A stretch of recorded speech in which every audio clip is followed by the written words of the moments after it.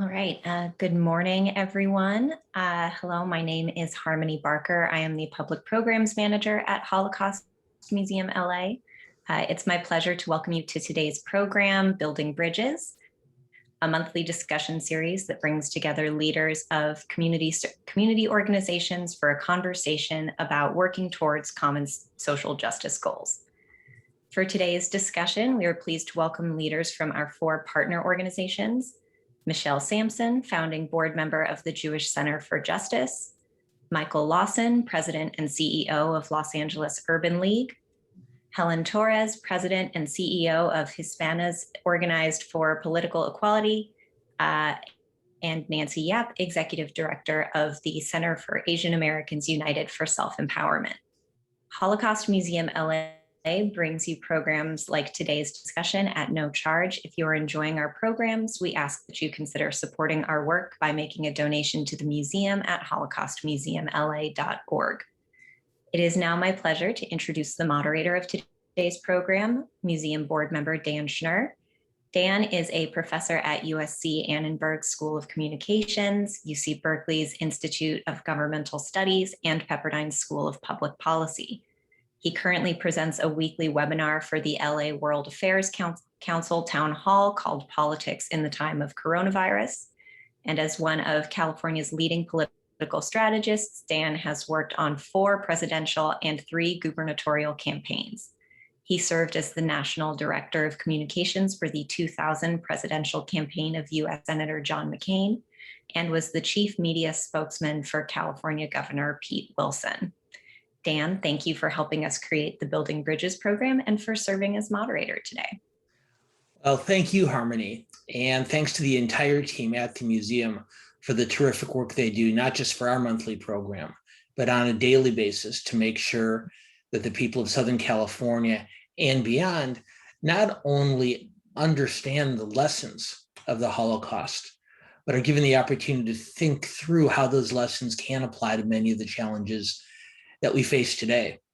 And one of the really terrific things that I've enjoyed about the Building Bridges program is the opportunity to talk about these lessons and these challenges with such a remarkable group of leaders. So from so many of Southern California's most vital communities. And so Michelle, Helen, Michael, Nancy, we're very, very happy to have you here today. And what I will tell our audience members who gathered is, for those of you who've joined us in recent months, you may not know, but this is actually our 1-year anniversary program.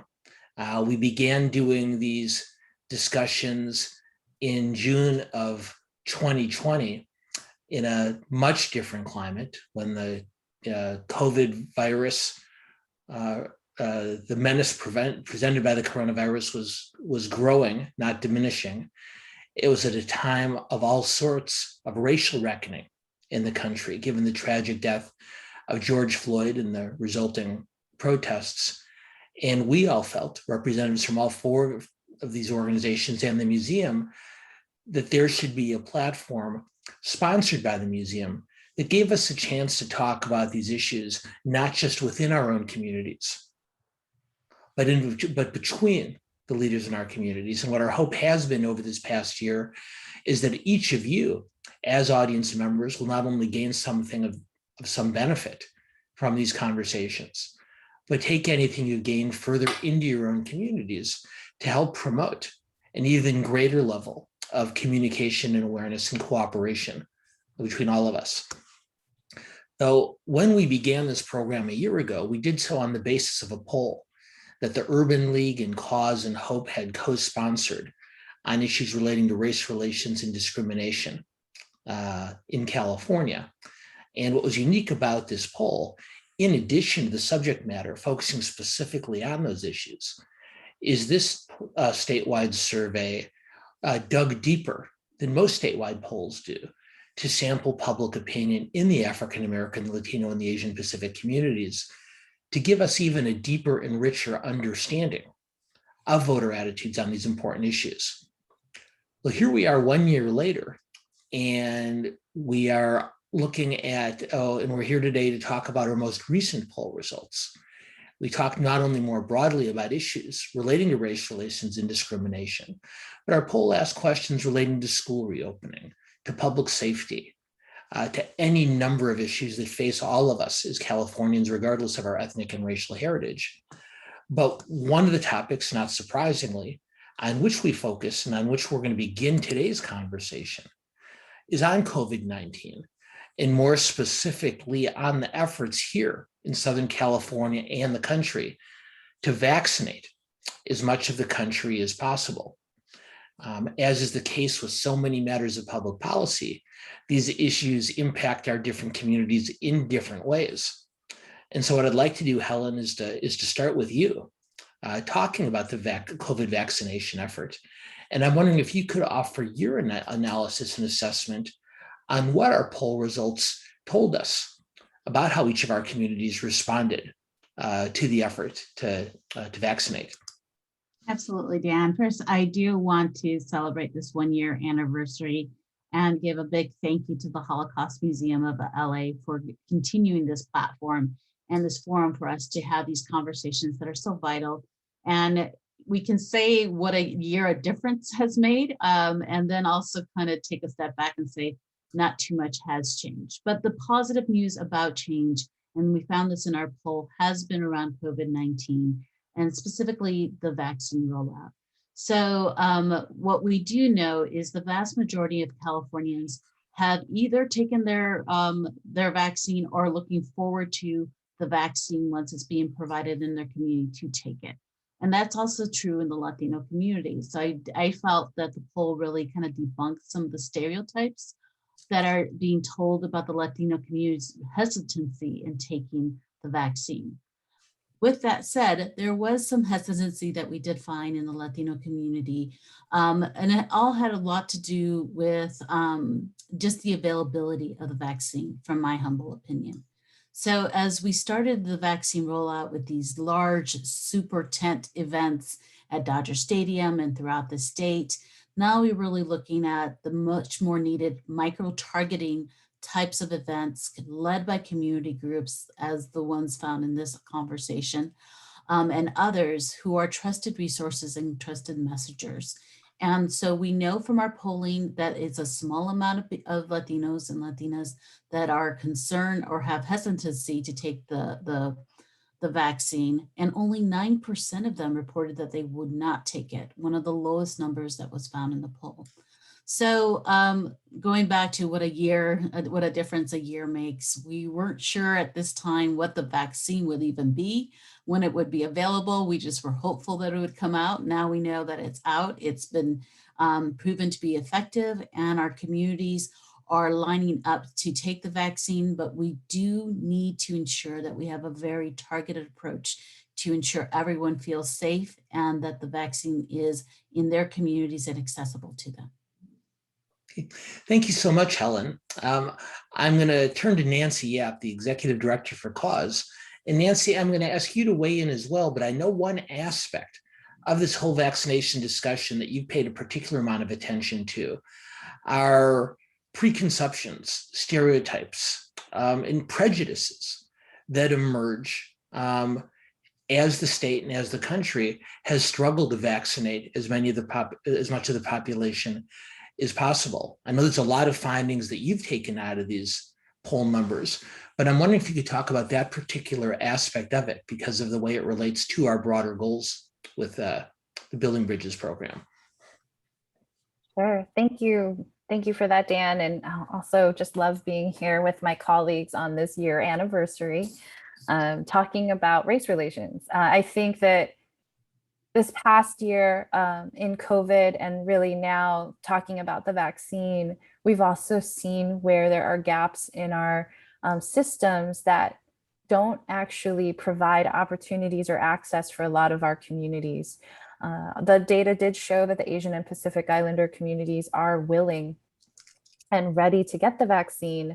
One thing for me, though, that is very interesting about this moment around gaps is just making sure that we don't fall into stereotypes that would further discriminate and assume things about people based on what they look like in relation to what we assume about vaccines. So even a little bit of what Helen was sharing is just kind of debunking these ideas that our communities of color are not vaccinated or don't want to be, and that there really are challenges around access that we need to address. And how does that show up in any of our unconscious biases or the way that we treat people when we are concerned for our own safety? So we start to avoid people we think might not be vaccinated. And where does that lead to as well? And if anything, this past year, I think has been important in highlighting that awareness is key. And so really just an opportunity to think about and be aware of your own prejudices and how they might play out in relation to this vaccination effort.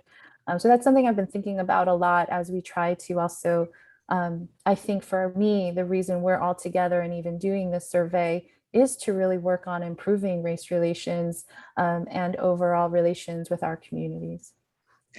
Thanks so much, Nancy. And I agree with you. It really doesn't seem like a year since we began these conversations. And it's exciting to think about what we can accomplish together going forward. Michelle, I know you spent a lot of time thinking about this challenge as well, but not only between communities, but even within different communities, within each community. And in our own Jewish community, a lot of those preconceptions and sometimes prejudices emerge as well. Maybe you can talk a little bit about what you've learned as you've watched this dynamic take place in the context of the vaccination effort. Sure. Thanks, Dan. And thanks for having me again. It's great to be here with all these wonderful and inspiring leaders. Yeah, you know, when I think about this within my own community, and the Jewish community was not surveyed in this study, I have to check my own prejudices and think about the ultra-Orthodox community that has a stereotype of not wanting to get vaccines of any kind. And then after we spoke last night, I did some research to see if I could get some data, but I found some interesting data from Israel where they've arguably done a wonderful job with the vaccine. But they also had an ultra-Orthodox community hurdle to overcome.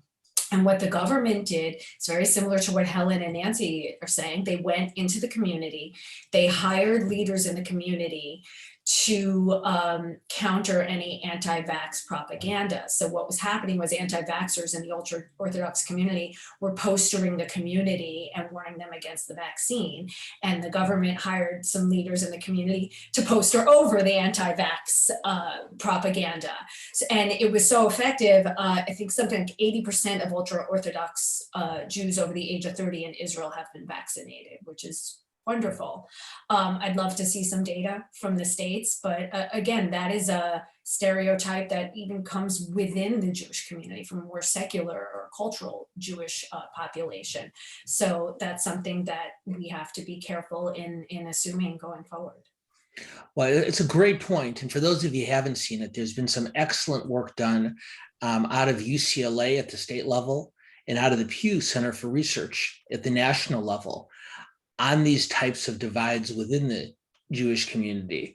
And while those surveys were not done particularly in the context of COVID or vaccinations, it is instructive about how different individuals and sort of subgroups within the same larger community can develop real suspicions and divisions between them. Now, there are pockets in every one of our communities that is resistant to getting vaccinated. And Michael, what I've learned from doing these programs with you over the last year is that while you are an extraordinary leader when it comes to the broader questions of confronting racism and hate, I think when it comes down to it, I've decided you're pretty much of a bottom line person. And so the question becomes, given that each of our communities has these pockets of resistance, what can we do to overcome that resistance, to make sure those doubters and those who are hesitating do get vaccinated? And I know the Urban League has done some really tremendous work on this, and I'm hoping you'd be willing to share it with our group today. Thank you very much for that question. And again, congratulations on this year of this project. Thanks so much to you, Dan, for your leadership here. and the Jewish Center for Justice. Absolutely. This has been an enjoyable experience for me. Getting back to your question, for our community, the issue was a mistrust of the medical community, a mistrust that is born in fact. You look back to the Tuskegee experiment just as an example, where Black men were told that they were being given a vaccine for syphilis, and they were given a placebo so that they could test to see what would happen if a person did not get any sort of a vaccine over the course of their entire life. This is an absolute atrocity that people know about, people remember, and so there is a legitimate mistrust of the healthcare system. The only way to really combat that is with trusted voices, and I'm proud to say that the Los Angeles Urban League is listed as one of those trusted voices. We partnered with the CDC to set up a vaccination site in the Baldwin Hills Crenshaw Plaza, and we had over 10,000 people come in for vaccinations. I actually believe the number was north of 15,000 over a 10-day span. And what I heard from the people that were coming in was the fact that they were so happy to see the Urban League's name on this this project, and it was because of that they felt comfortable coming in. It's that trusted voice that has to speak out, because they know that we're going to speak truth to justice in all situations, whether it's benefits us or not. We're focused on the community. Even with that, it was not just a simple fact of our voices being out there. We had to a certain extent, school the healthcare community about how their messaging was going out. They were talking about all of these vaccines that were 70% effective, 80% effective, 90% effective. And you heard people from the community saying, I'll wait till they get it to be 100% effective before I put this in my body. And I said, I understand the medical community understands what those percentages mean.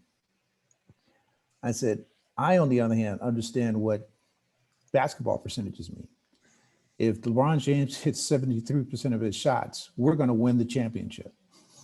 And so, you shouldn't wait for 100% before you get vaccinated, because even in the medical community and everything else, 100% is not the minimum standard. We had a lot of fun talking about it, but the fact of the matter is people heard it and they understood it. And that, in conjunction with the fact that they trust our voice, made a lot of people come in and say, I'll get the vaccination, and I'm going to tell everybody I know that they should come in and get tested. I cannot tell you how it made me feel to have people come up to me and say those things, but it's a function of trust that we have to have within our community and outside of our community. And it is something that we guard very jealously at the Urban League. And I'm proud of what our staff was able to do, and we're continuing to do it. So that's, I think Helen mentioned it earlier, there's no real substitute for that trusted voice that speaks out. And of course, that credibility is earned, whether it's the LA Urban League, whether it's HOPE, whether it's CAUSE, whether it's Jewish Center for Justice. You work in a community long enough and put in the time and the hard work and the effort without shortcuts. And when it becomes necessary, you become that kind of trusted voice. And I think there's an important lesson there, not just for COVID vaccinations, but for the broader challenges that we talk about is part of this program series. One of the other things we polled on in this most recent survey was the question of hate crimes. And we polled after the atrocities we all witnessed in Atlanta earlier this spring. We polled before the recent challenges that the Jewish community has faced in wake of the violence between Israel and Hamas in the Middle East. So Michelle, even if we even though we hadn't seen the events of the last few weeks when this poll was taken, what we've learned about hate crimes is particularly important. And what you and I have talked about in the past is this is nothing new for the Jewish community, but the last few weeks really have been a unique challenge in all sorts of ways. And I'm wondering if you could talk a little bit about that. Sure. As you said, the rise of anti-Semitism has been increasing over the past 5 years, but over the past 5 weeks, it feels like it's reached an apex due to the latest outbreak of violence between Israel and Hamas. And you have celebrities on social media fanning the flames, not having nuanced conversations about it. And at times it's felt a little lonely for the Jewish community, particularly the progressive Jewish community, because there's factions within the progressive Jewish community that polarize each other. But what's really given us strength to continue to do this advocacy work is having difficult conversations with our coalition partners and not shying away from those difficult conversations. You know, the Jewish Center for Justice, we've always advocated for a two-state solution and for peace and for Israelis and Palestinians to coexist peacefully. And that those are the conversations we're having with our coalition partners from all the diverse communities. And I think through the broader issue of the hate crimes that have risen up in the AAPI community, the Latino community, the Black community, I think the more we can broaden our coalitions and bring in more diverse voices and have uncomfortable conversations and really support each other, we can advance meaningful legislation, like at the state, local, and federal level.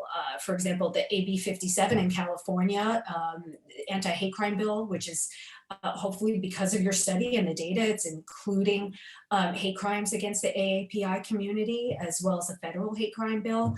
So I think the more we can lean into these uncomfortable conversations and express our points of view, when we talk to members of our Black and Latino and Asian coalition, and we say, look, you can criticize the Israeli government and it's not anti-Semitic, but when people start to blame Jews, particularly in the diaspora, that's where we have to draw a line, and we want our allies and partners to stand up and back us in that. And I think where it first felt a little bit lonely, we rolled up our sleeves and tried to shift the paradigm and make this an opportunity for more meaningful conversation.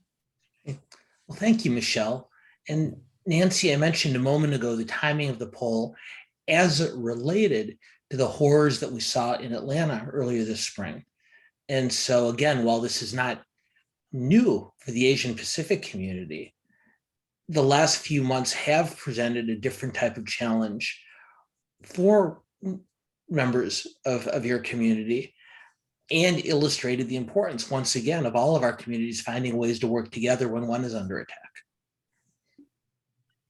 Yeah, so it's true that the rise in hate incidents has been happening, I think, since the beginning of the pandemic, and really just kind of came to just a very visible sense after the shooting in Atlanta.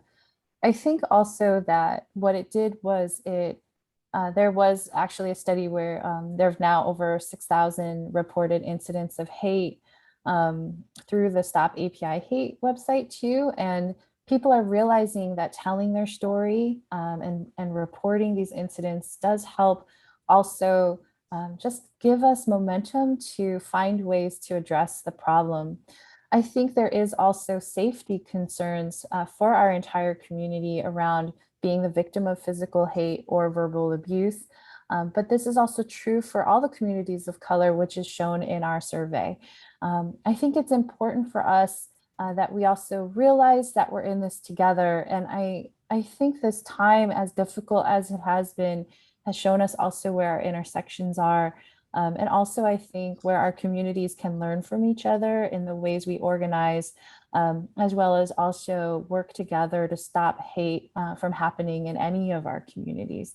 And so I think that the rise has brought a lot of visibility to anti-Asian hate, but also has given us a lot of opportunities to collaborate and work with others to try to stop it from its root.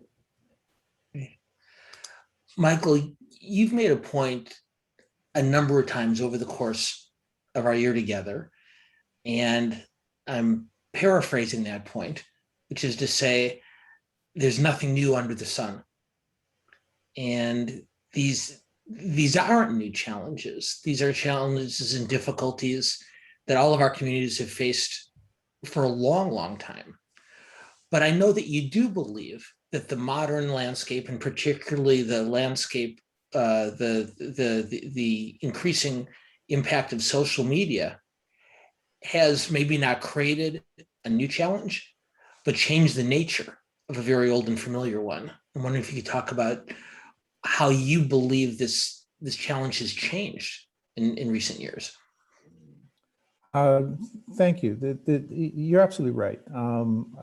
We've got this, the social media has allowed people to go into this tunnel and hear only voices that repeat and repeat and repeat these lies, and they don't hear the voices of reason.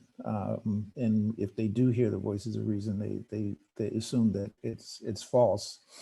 And they find this support in these horrible places. Quite frankly, one of the benefits of this, and this may sound counterintuitive, but this has been going on in the shadows, and now it's coming into the light. And now that we see it, I think it's incumbent upon those of us on this call and those of us who are listening to be more vocal in making sure that people around us know how we feel and what the truth is. I can say honestly that that I was surprised at the number of people who wanted to, that questioned me as to why the Urban League was partnering with the Asian community on these issues. They haven't done anything for us. And I said, that's not the point. And said, first of all, you're wrong.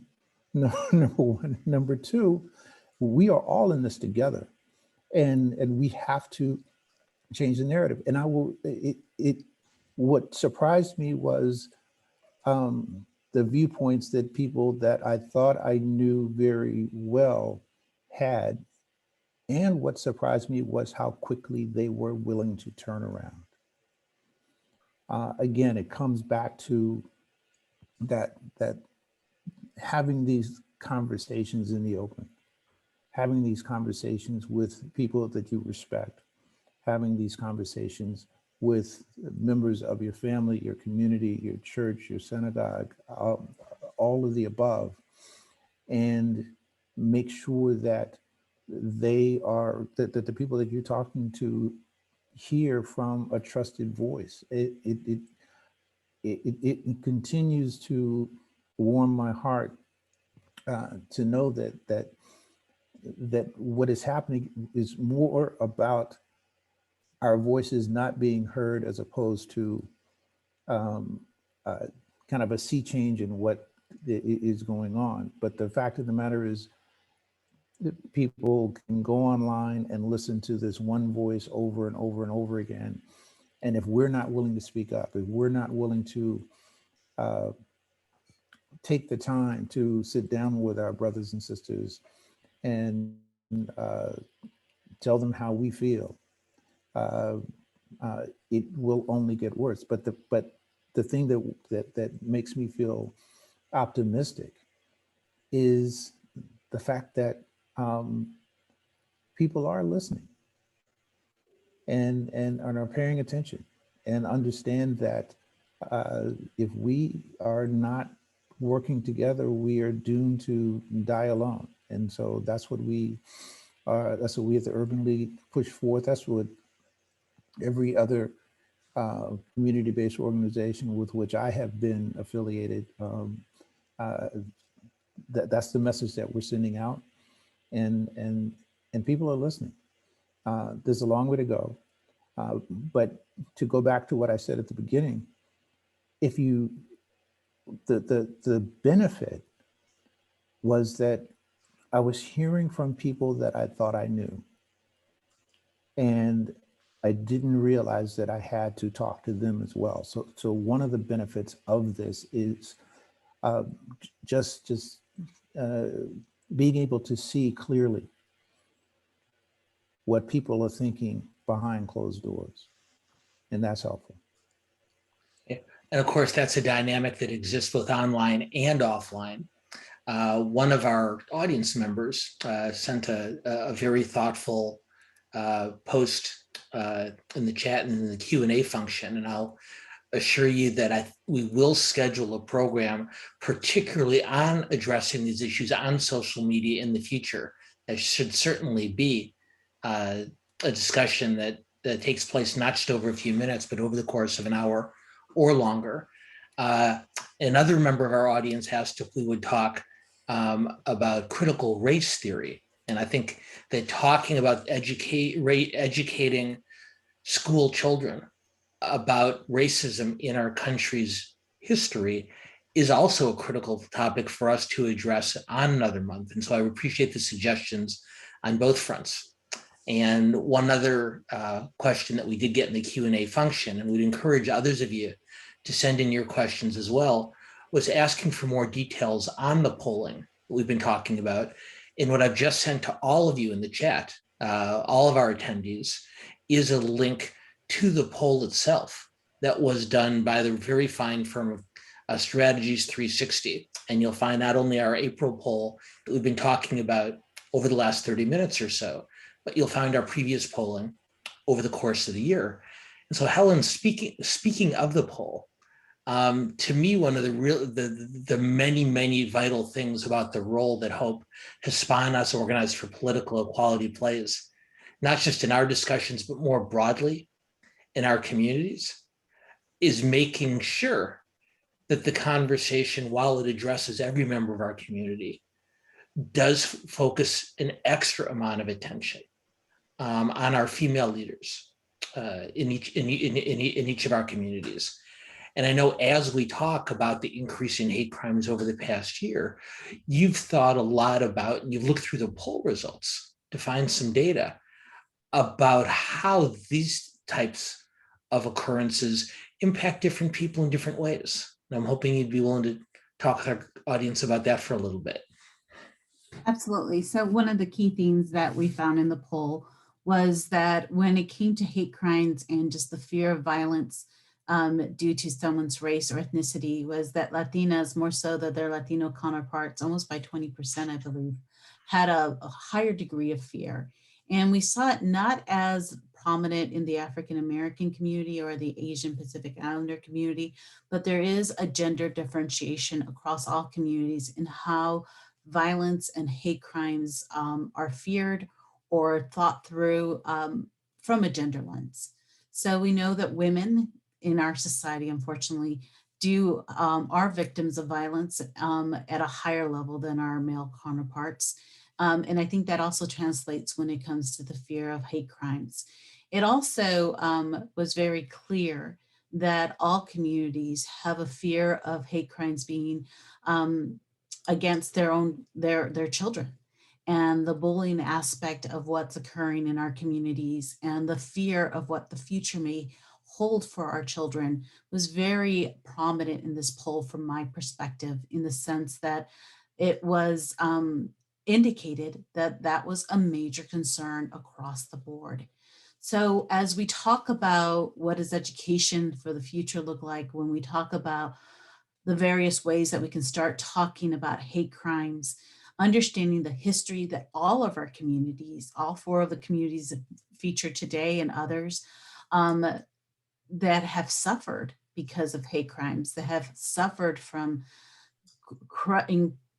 difficult times in our history, but also understanding that that history is not, as Michael has often reminded us, it's not 20 years ago. It's not only 40 years ago, maybe even 100 years ago. It's been part of the founding of this country, and it continues to be part of this country. And the only way that we can change it, the only way that we can really, truly remove the fear is having honest conversations, coming together as a collective groups of communities and confronting what scares us of the other and being very honest of what our history tells us, as well as what we want to create our future for our children to look like.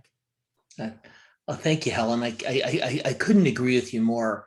And I'm so glad that you went deeper into the poll results to find those breakouts. I think they're very instructive and very, very helpful. One of the other topics that we polled on is the question of police reform and public safety. And once again, this is something we've talked about on many occasions over the course of the year. One of our very first programs, in addition to the 4 partnering organizations, also featured Police Chief Michael Moore of Los Angeles, who joined us for a conversation. But we did survey on this issue as well, given the very heated debates going on in Washington and Sacramento and here in Los Angeles about public safety and police reform. And Michael, I know that while I know what a critical issue you correctly believe this to be, I know you're also a bit concerned about the prospects for forward movement on these issues here in Los Angeles right now. And I'm wondering if you can share your concerns with our audience. Thank you very much. No, this is a very important issue. It's not new, and we've had some success and some movement, but it's not moving fast enough. Given LA politics right now, I don't know what's going to happen with our mayor supposedly on his way to becoming ambassador to India, and the confusion or lack of knowledge about what's going to happen next in terms of the power within Los Angeles. It's difficult to predict how much movement we're going to have. But the fact of the matter is we've got a new city attorney that is very focused on police reform, and that's a good thing. Chief Moore is also focused on it and is willing to talk about it a lot. But the fact is that the police union is in, and this is not just LA City, but across the nation, you see police unions putting up a lot of pushback with respect to this. So this is something that is not going to happen overnight. It's not going to happen very quickly, but the conversations are being held. So it's in the light, if you will. We're having the discussions. We're moving, I hope, in the right direction, but it is not going to be easy. It's not going to be quick. But I will tell you, one of the most heartening things that I saw was in the trial of the killing of George Floyd.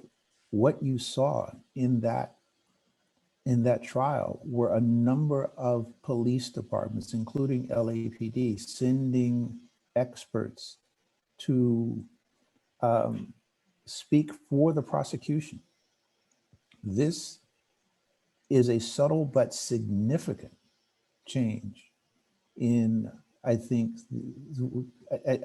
that happened because of the change in the mindset of the leadership of not only LAPD, that is in the embodiment of Chief Moore, but in police departments around the country. Is it a change that will change the way policing will occur going forward? No, but it's a start. And by the way, let me back up. It's not just a start. We have been fighting this fight for some period of time, going as far back as I won't go back. Try to put a date on it, but this has been a battle that many people have been involved in over a number of years, and to see that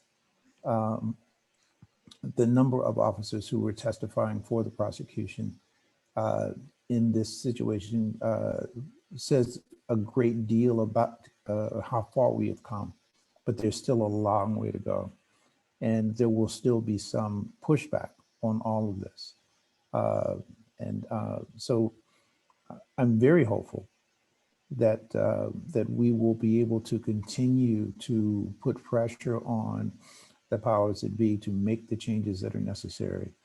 And more than anything else, we need to empower those officers within the LAPD, within the Sheriff's Department, within departments across the country, to speak up when they see something is wrong. And I think you're beginning to see more of that. This is not going to be easy. This is something that has been embedded in the ethos of police departments across the country for a long period of time. And we're beginning to see more change than we have seen in the past. So I am forever hopeful, but we are continuing to push, and we are going to do our best to make sure that the musical chairs of the politics in Los Angeles doesn't cause us to drop this ball as we move forward. Oh, I think that's right. And regardless of whether an individual happened to have voted for Mayor Garcetti in either of his two elections or not, we certainly would wish him well in what looks to be his ambassadorial opportunity. And there's no question that the other elected city leaders on the council and elsewhere care deeply about this issue too. But Michael, you make a really good point that in a transition, it does tend to slow these types of things down.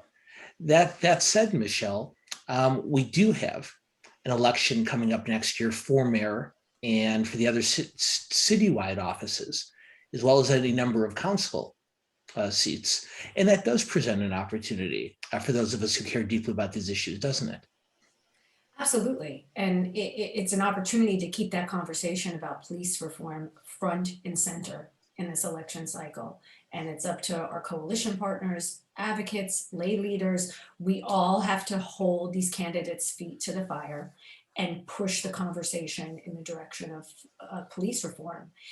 We're pushing a boulder up a hill, as Michael said. It's glacial change, and it's frustrating that it's not fast enough, but that doesn't mean that we back down from it. We have to keep chipping away at the state and local level. Elections matter. So this is a great opportunity for leaders here and elsewhere to really keep that conversation going. And then once they're elected, hold them to those promises. And, there's power in that. And I should clarify for our audience that all 5 of our organizations, including the museum, generally don't take sides in the elections. But what we all try to do, both the leaders of the organizations and the members, is encourage those seeking public office to talk to each of our communities, and to discuss these issues with them. And so by not taking sides publicly, no matter what we think privately, hopefully we can provide opportunities for all of the candidates seeking those offices to come and speak to us next year. And hopefully we can use this collaborative effort as a way to get the candidates to speak not only to each of our communities individually, but collectively as well. But Helen, particularly on this issue, the issue of police reform, this is a pretty knotty one. And as we talk to the candidates and hear from the candidates for mayor and council and so forth next year, it's really easy for politicians, because that's what they do, to simply give us broad reassurances as opposed to digging into the details of this policy. And I know that one of the other things that you picked out of the poll was how complicated this issue of police reform is. And I'm hoping you can offer some guidance to our audience on how they ought to think of it, not just in the election of a political campaign, but as we work to make change in all of our communities. Absolutely. I think one of the things that from our second poll that we did, which really talked about the various phrases that we hear around this conversation, and this really speaks to language does matter, and the fact that slogans can either really move a movement forward or take it back a step. So one of the things that we learned from one of our previous polls was that the phrase defund the police across all communities, ethnicity, and race was not a popular phrase. And that the majority of people, when they heard that, took it very literally and probably did not support it. However, when we broke down a set of policy reforms, which included allocating budgets in a different way, that would be a higher investment in community, that included more accountability to weed out the bad apples in our police force. And that would ensure that, that law enforcement really had an opportunity to do their job of public safety, as opposed to taking care of some more of the social aspects of their jobs that perhaps are better handled by mental health professionals. When we broke down those reforms, people were overwhelmingly supportive, once again, regardless of ethnicity or race. So we know that in having these conversations, we do need to get into the weeds of it to some point.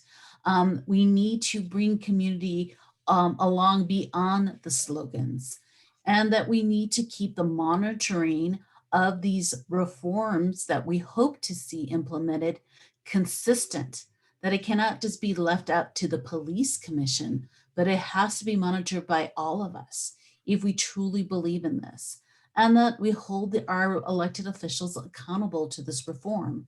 It may be stalled a bit at this point, but we have to, and all pun intended, be hopeful that we do utilize this opportunity in our history to make a difference and to make a change.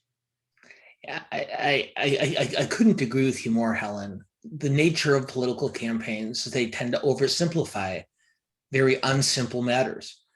And the bumper stickers and the hashtags might be defund the police or refund the police or something else equally simplistic. But it's our obligation, both as individuals and as organizations, to dig deeper. And so when we're casting a ballot for a man or woman next year for office, we have a better and deeper understanding of how they're going to help us confront these issues. You're exactly right. Now, that said, Nancy, I've always believed that politics are too important to be left to the politicians. And so while we certainly take these elections seriously, and we're going to elect another mayor and another council and other citywide officials who will hopefully take on these issues in a responsible and far-sighted way. Helen alluded to this a little bit, but this really isn't just for the politicians. There's a role for the community, our organizations in this fight, not just in an election year, but all the time, isn't there? Yes, I think it's a lot of even the reason our organizations exist is this moment of getting word out, education around issues, but also I think having these difficult conversations, as Michael shared earlier, even with people who you think might be agreeing with you, right? Like, where are opportunities to really have the conversations and explore what we really think about what these issues are? Sentiments around language, around reform is a little bit also tied to that there are a lot of programs that community organizations lead that also are showing that they fill gaps and also meet some of these challenges at their root. And so you can get engaged in nonprofits that do that work, but you can also learn about the issues so that you can also talk about them with more people. I think this is what grassroots is about, right? Like, and so I just really believe that we have to educate ourselves. We have to be willing to have the conversations, and we can go out there and help the organizations that are doing the work to fill those gaps in the meantime. Well, Nancy, you're exactly right. This falls to all of us, and we will be talking about this going forward, not just in election years, but whenever we have the chance to gather. As I mentioned at the beginning of today's discussion, we've now been convening once a month for a full year. And so what I'd like to do to conclude with our group, with our panel, is to ask a question and then give you an unfairly short amount of time to answer it. Yeah, we're about 6-7 minutes from the end of the program. So unfortunately, I'm not going to ask you to just give a yes or no, up or down answer, but I'm going to ask you to answer relatively briefly, knowing that this is something we can revisit in future programs. So we've been at this for a year now. And the question I have is a fairly broad and a fairly basic one. Compared to where we were in early June 2020, have race relations in this country gotten better, gotten worse, or stayed the same? And again, I'm not going to ask you to just pick one, but we probably only have about a minute for each of you to explain just briefly the reason you made the selection you did. And so, Helen, because I know how fast you think on your feet, I'm going to ask you to address this first. Are we in a better place than we were a year ago, a worse place, or roughly the same? What do you think? Oh, she's on mute. That's a good way to avoid it. From a year ago, I would say that we're better educated about what the issues are that are confronting all our communities when it comes to race relations. I don't think we have seen the results of that yet. But I will say that from our polling, what gave me some true optimism was that from the past, we have seen a shift when it comes to immigration. And overwhelmingly, in a good majority of Californians in our polls saw the net positive that immigrants bring to our state. So I'm going to say that there's a lot that we can build on. There is a lot more education that we still need to do, but I'm optimistic for the future. Thank you very much, Helen. Michelle, how about you? We've been watching this remarkable conversation unfold, not just here on this website, but across the country the last year. Are we in a better place, a worse place, or pretty much the same? What do you think?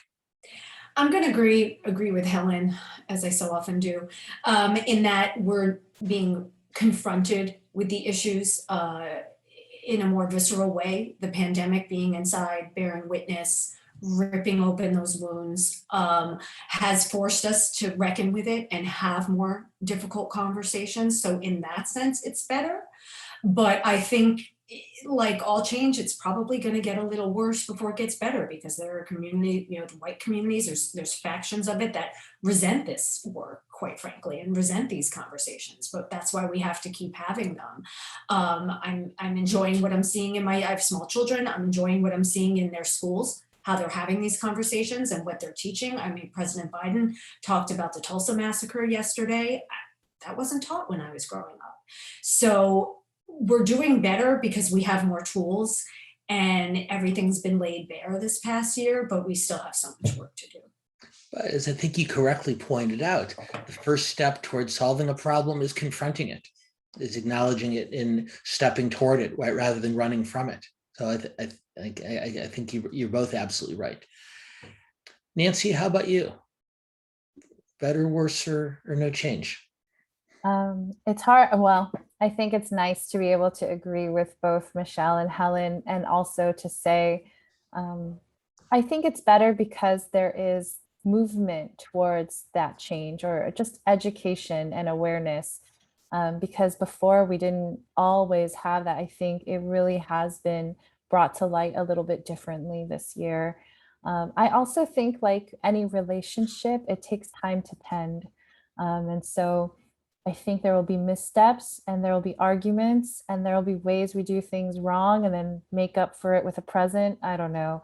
But I do think that there are opportunities to not just confront, but also just build that relationship, that trust, where you can say something and then change your mind pretty fast. I think seeking that building is important, and I think that's where it's hopeful to me.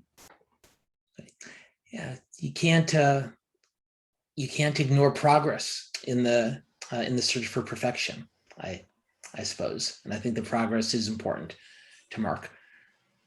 Michael, you'll have the last words on this. Are we in a better place, a worse place, or the same place? We're moving toward a better place. There's no question. I'm reminded of a quote by Frederick Douglass. It said, "Power concedes nothing without a demand. It never did, and it never will. Find out just what people will quietly submit to, and you have found out the exact measure of injustice and wrong which will be imposed upon them. And these will continue until they are resisted with either words or blows, or with both." What we saw last year was this rainbow coalition of people who said no to the killing of George Floyd. That was amazing. And we have to continue this coalition that will fight against the injustices that we know exist. Make no mistake, what happened in January 6th was a response to that worldwide rainbow coalition. And we have to be prepared for the response that we're going to get from the demands that we make, and we need to continue to make these demands. Are we in a better place? Yes. Is it going to be easy? No. But I am very hopeful of the direction that we're moving. Well, that makes me more hopeful. And in fact, these conversations over the last 12 months have made me more helpful as well. These conversations going forward, I'm very, very optimistic, continue to be of immeasurable benefit to all of our communities. So thank you, Michael Lawson. Thank you, Michelle Sampson. Thank you, Nancy App, and thank you, Helen Taudis. Thanks to all of the four of you individually and your organizations for all the tremendous work that you do. Thanks to Harmony Barker, our incredible talent behind the scenes who makes these programs work for us, and to Beth Keene and the entire team at the museum. And most importantly, thanks to all of you for joining us. Whether you've been with us all year or whether this is the first time, I hope you'll continue to be part of these conversations. And even if we don't ultimately reach an absolute outcome, we'll keep moving closer to it. And that's the whole point. Thanks so much to everyone. We will see you again in early July. And in the meantime, I hope you all enjoy the rest of your spring and beginning of summer. Thank you so much. Thank you.